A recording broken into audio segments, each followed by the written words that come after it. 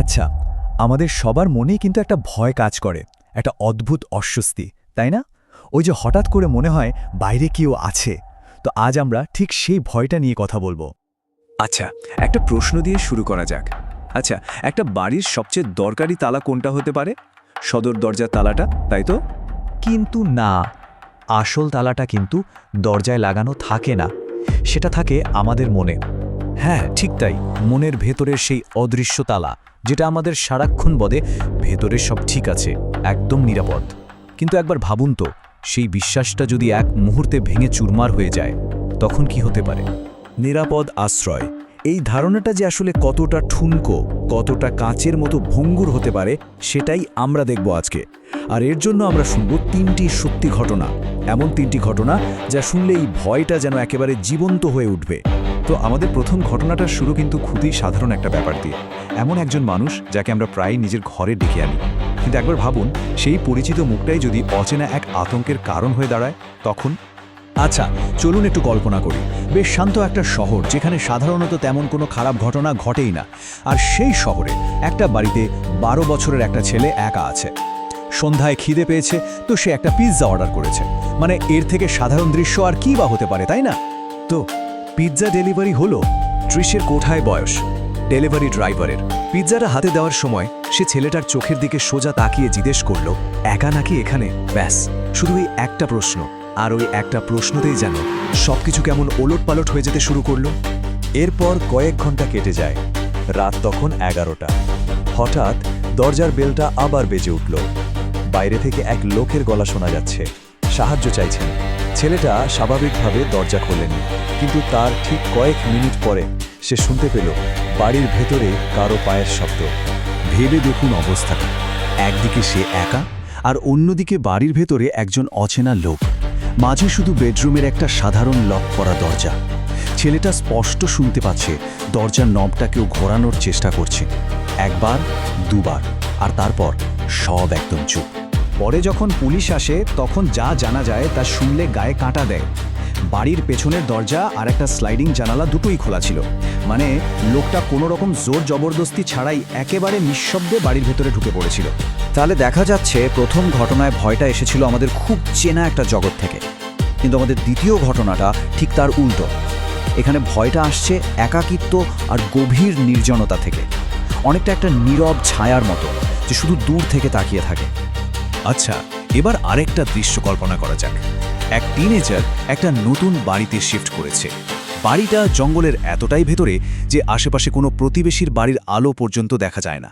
আর সেই বাড়িতে যাওয়ার পর প্রথম দিন থেকেই ওর কেমন যেন মনে হতে থাকে যে ও একা নয়, জঙ্গলের ভেতর থেকে ওকে কেউ একজন অনবরত দেখছে।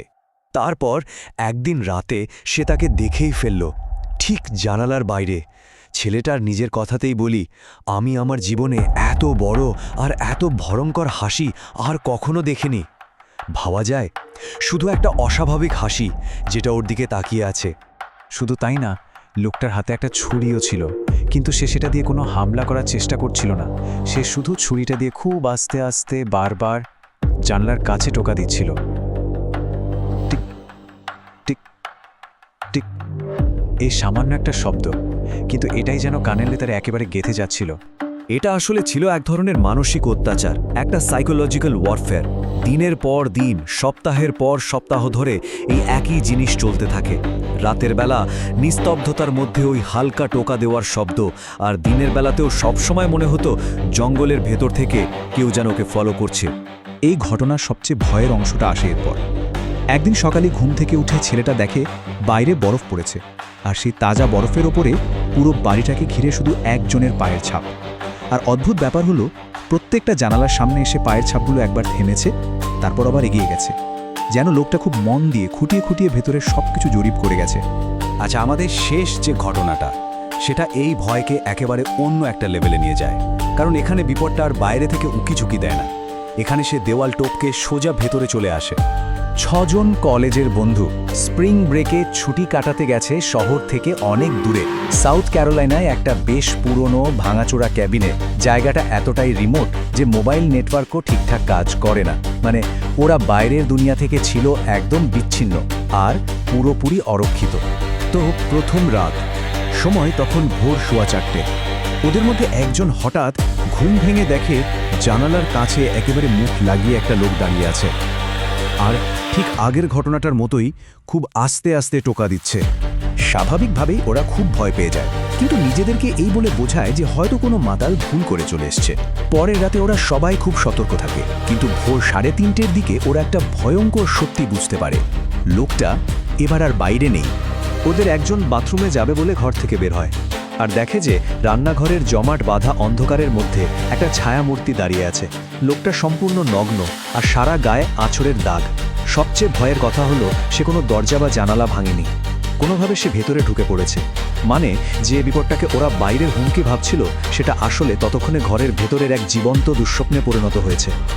শুনতে অবিশ্বাস্য লাগলেও এই 3টে ঘটনাই কিন্তু সত্যি। কিন্তু প্রশ্ন হলো, এই গল্পগুলো আমাদের এতটা নাড়া দেয় কেন?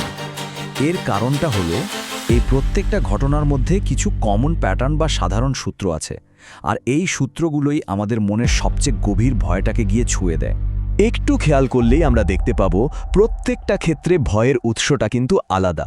যেমন ধরুন, প্রথম গল্পে পরিচিত মুখটাই বিপদের কারণ হয়ে দাঁড়ায়, দ্বিতীয় গল্পে ভয়টা আসে নির্জনতা আর মানসিক চাপ থেকে, আর তৃতীয়টায় সেখানে ভয়টা হলো চূড়ান্ত অসহায়ত্ব, যখন বাইরে আর ভেতরের মধ্যে কোনো সীমারেখাই থাকে না।